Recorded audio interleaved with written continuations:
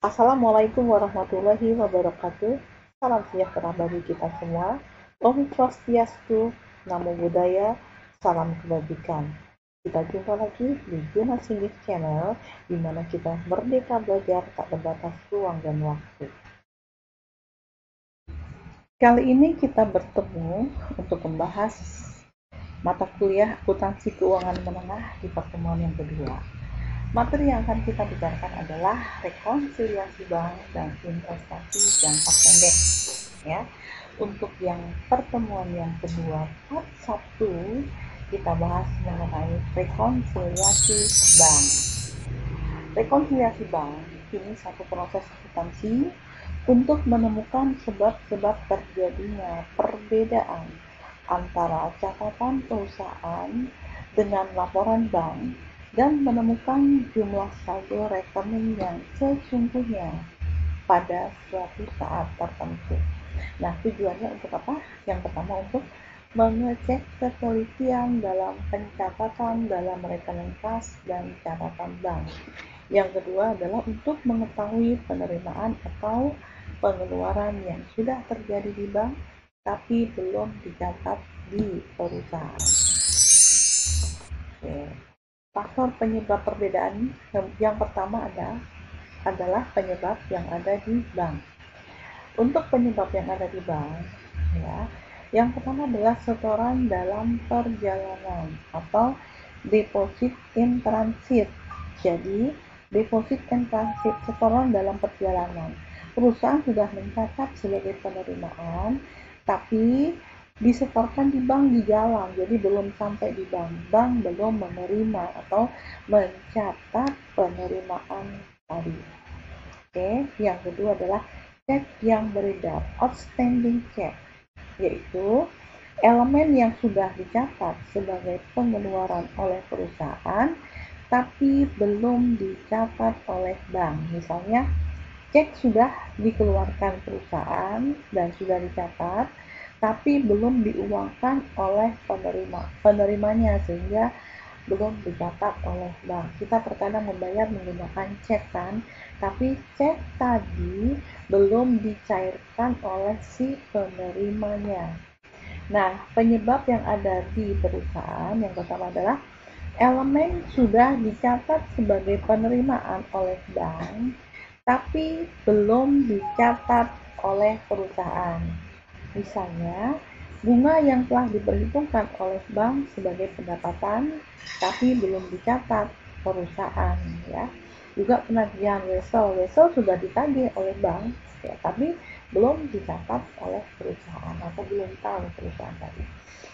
Oke, yang kedua adalah elemen yang sudah dicatat sebagai pengeluaran oleh bank, tapi belum dicatat oleh perusahaan. Misalnya, cek kosong dan biaya jasa bank. Cek kosong ini adalah cek yang tidak ada nilainya, jadi saldonya tidak mencukupi. Ya, di sini sudah dicatat sebagai pengeluaran oleh bank, tapi belum dicatat oleh perusahaan. Selanjutnya, rekonsiliasi bank saldo akhir. Ini bentuknya, ya. Yang pertama adalah laporan rekonsiliasi bank saldo akhir, ya, saldo bank, ya, dan saldo kas untuk menunjukkan saldo yang benar. Yang kedua, rekonsiliasi saldo bank kepada kas, tapi yang kita bicarakan, yang kita bahas di sini hanya laporan rekonsiliasi saldo bank dan saldo kas untuk menunjukkan saldo yang benar. Ini adalah contohnya.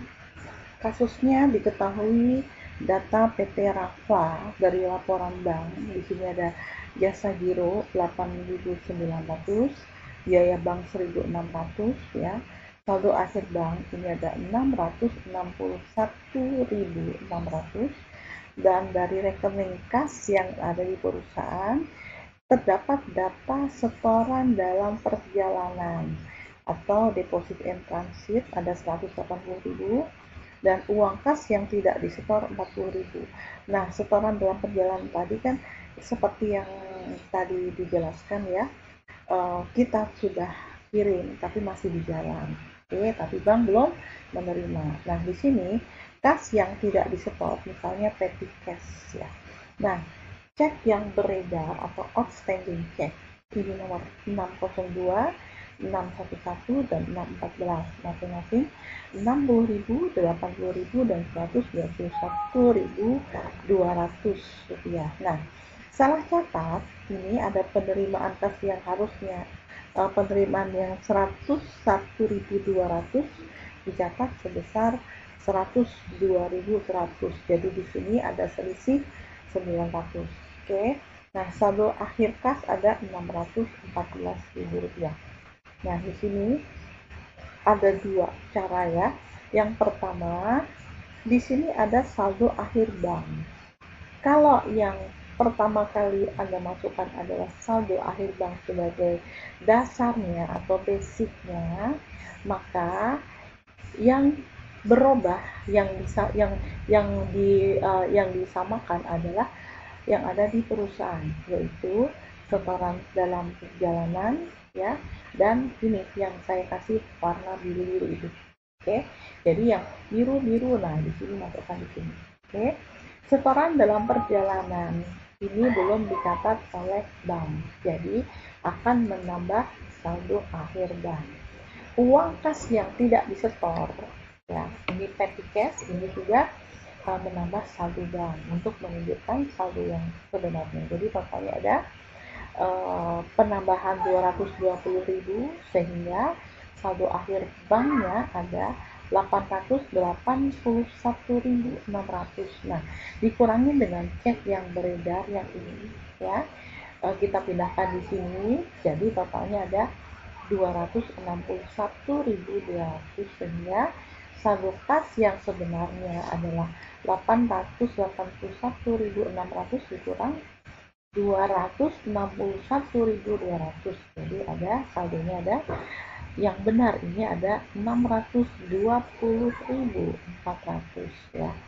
Nah, apabila saldo akhir kas yang ada di perusahaan yang dipakai sebagai basicnya atau dasarnya, maka yang berpengaruh adalah yang ada di bank ya, ditambah dengan yang salah catat tadi, salah catat. Jadi perusahaan sudah mencatat tapi di sini bank belum belum mengetahui ya. Pertama, jasa giro. Nah, jasa giro di sini ya 8.900 sini. Oke. Ini akan menambah. Jadi kalau Anda misalnya punya tabungan, Anda lihat di situ ada jasa, ada bunga. Nah, ini kalau di giro berarti ada jasa giro. Ini akan menambah saldo akhir kas ya, dikurangi dengan biaya bank. Jadi totalnya ada, setelah ada penambahan 622.900 dikurangi dengan biaya bank, di pengurangnya ya, biaya bank dan salah catat. Harusnya 101.200, dicatatnya 102.100. Ini penerimaan, berarti penerimaan tadi harus dikurangi 900 rupiah. Oke, berarti pengurangnya ada 2.500 sehingga saldo kas yang sebenarnya 620.400. Anda perhatikan sama ya di sini, saldo kas yang sebenarnya di sini saldo kas yang sebenarnya, walaupun kita membuatnya dari dasar yang berbeda. Yang di sini saldo akhir bank yang dasarnya, yang di sini saldo akhir kas. Artinya kalau saya bilang kas berarti yang dicatat oleh perusahaan. Oke, sekian pertemuan kedua part 1 akuntansi menengah. Sampai jumpa di pertemuan yang kedua. Silakan Anda pelajari untuk yang part yang kedua mengenai investasi jangka pendek. Terima kasih. Wassalamualaikum warahmatullahi wabarakatuh. Salam sejahtera untuk kita semua. Om Swastiastu, Namo Buddhaya, salam kebajikan.